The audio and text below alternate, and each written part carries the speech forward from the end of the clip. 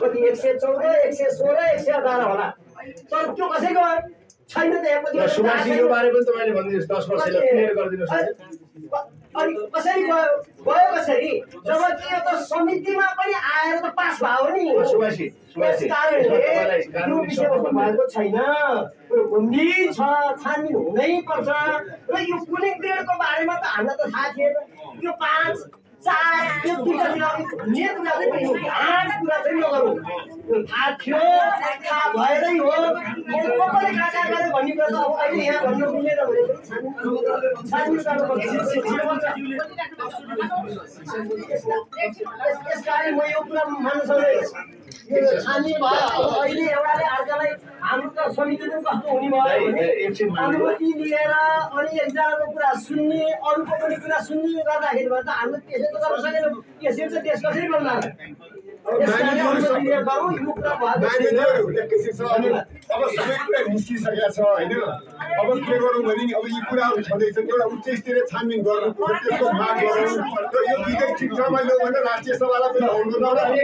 माग गरौँ अरू कुरा फेरि भोलि सबै कुरा क्लियर हुनुपर्छ अर्को कुरा पनि क्लियर गरिदिन्छु 10 वर्षको हकमा मान्ने हितराज पाण्डे र राजेन्द्र पाण्डेको स्ट्यान्ड थियो बढीमा 10 वर्ष भने उहाँको पनि थियो सुभाषजी यहाँ हुनुहुन्छ कानुनी शब्द मिलाउनु पर्छ भनेर रौजी पन्तले भन्नुभयो हैन यसलाई कानुनी मिलाउने के भनेर त्यसपछि 10 वर्ष कायम गर्यो त्यतातिर म धेरैतिर गइन अब मान्य सचिवहरू अब यसमा भने आज मैले यति भने दाइले बुझ्नु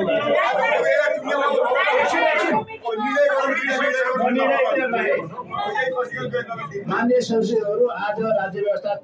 तथा सुशासन समितिको 83औं बैठकमा बस्यो हामी झन्डै आज 3-4 घण्टे बस्यौं 11 बजेदेखि मिति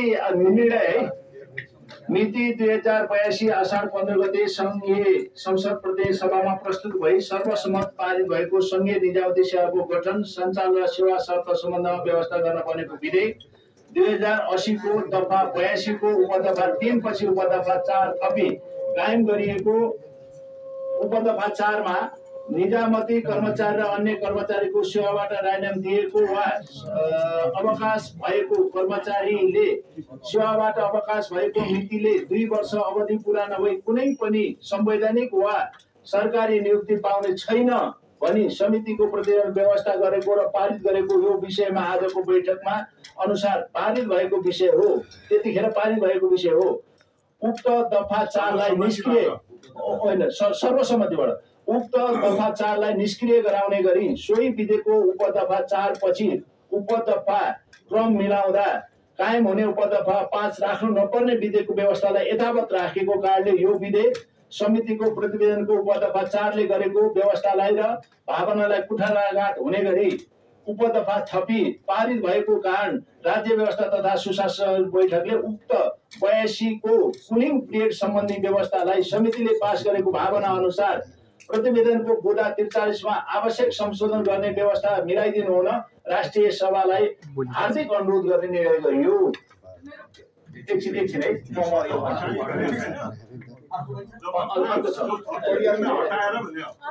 अर्को सुन्नु संघीय निजामती सेवाको ल त्यो हटाइयो र संशोधन हटाएर संशोधन संघीय निजामती सेवाको गठन सञ्चालन र सेवा शर्त सम्बन्धमा व्यवस्था गर्न पर्नेको विधेयक 2080 को दफा 82 मा निजामती कर्मचारी र अन्य सरकारी सेवाबाट राजीनामा दिएको वा अवकाश भएको कर्मचारीले सेवाबाट अवकाश पाएको मितिले 2 वर्ष अवधि पूरा नभई कुनै पनि संवैधानिक वा सरकारी नियुक्ति पाउने छैन भन्ने विषयलाई संहिताबाट विधेयकको प्रतिवेदन तयार पार्दा निष्क्रिय गर्ने गराउने गरी समितिको सचिवालय संघीय मामिला तथा सामान्य प्रशासन मन्त्रालय र कानुन मन्त्रालयका प्रतिनिधिले भाषा लेख्ने काममा भएको कार्य कानुन निर्माणको हिसाबले षड्यन्त्रपूर्ण दुर्भाग्य देखिएको हुँदा उक्त कार्यमा को व्यक्ति को कति गल्ती र अपराध हो त्यसमा उच्च स्तरीय संसदीय छानबिन समिति गर्न राज्य व्यवस्था समिति व्यवस्था मिलाउन संघीय संसद का सभामुख शिवलाई अनुरोध गर्ने निर्णय गर्यो। सभामुख शिवलाई अनुरोध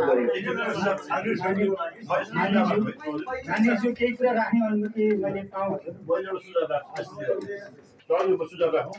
ठिक छ दोस्रो के हो छानबिन समिति मैले एउटा यो दफा 2 मा मेरो सुझाव छ है एकैछिन है 2 मा 1 मा धेरै छैन 2 मा के छ भने संघीय निजामती सेवाको गठन सञ्चालन र सेवा संस्थाका सम्बन्धमा व्यवस्था गर्न पर्नेको विधेयक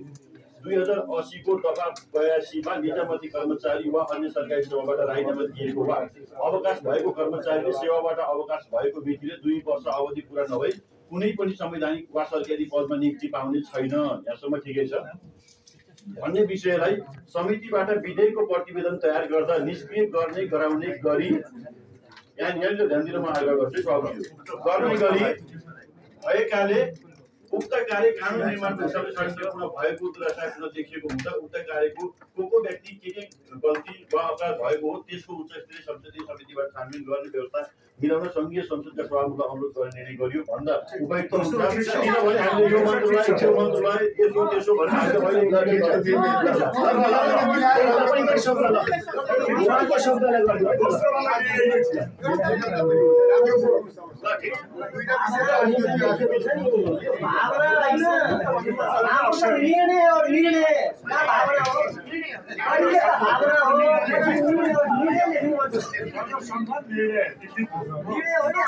आजको यो सर्वसम्मत निर्णय भएको जानकारी गराइदिन्छु। उपस्थित भएकोमा माननीय सञ्चार मन्त्री र सम्पूर्ण मुख्य सचिवहरूलाई पनि धन्यवाद र सचिवहरूलाई पनि धन्यवाद दिन चाहन्छु। अघि नै मैले भने